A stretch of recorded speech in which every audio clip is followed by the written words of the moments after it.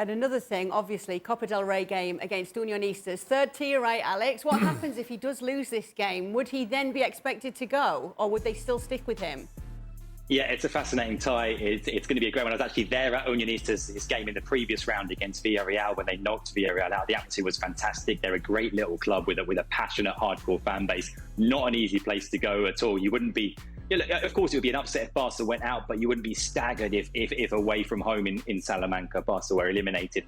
It's still the Copa del Rey. It's not the most important trophy. Of course, the biggest thing is the Champions League. It's La Liga, but they've just lost the Supercopa final. That's one trophy they're not winning. If you knock another trophy off that list as well in the Copa del Rey, you're running out of options. You're narrowing your options for making a successful season. So I don't think a Copa del Rey elimination would be definitive, would be decisive, but it would be another step. It would lead to more discontent from the fans, more potential discontent from the players as well, and more discontent from the president, Joan Laporta. So yeah, it's one to watch. Like I say, I don't think a defeat to Barca in Salamanca, I don't think it means that Xavi is on the way out imminently, but it certainly wouldn't help with this kind of negative dynamic, this downward spiral the team are in right now.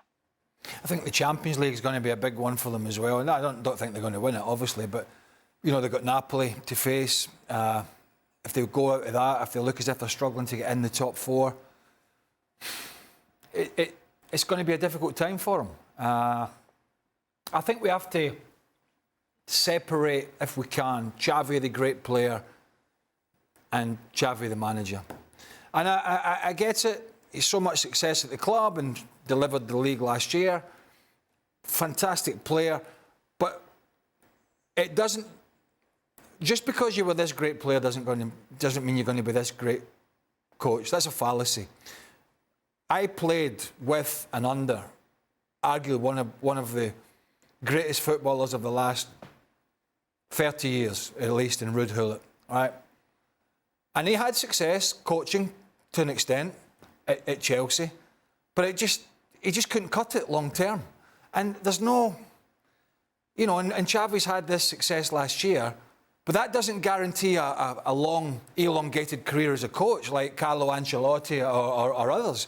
You know, Sir Alex Ferguson wasn't at the real top of the tree when he was playing. Neither was Arsene Wenger. Neither was Jose Mourinho. There have been others. So there's no... It's a little sentimental just to think about, oh, this is going to be hard. At the end of the day, Barcelona will have a football decision to make, not based on what he has achieved 10, 15 years ago or whatever it was, but what he may achieve and what he can do for them in the future. And sometimes it is difficult to separate that, but I think Barcelona ultimately as a business will have to do that if he's not going to show that he can turn things around. And at the moment, there's no sign of that.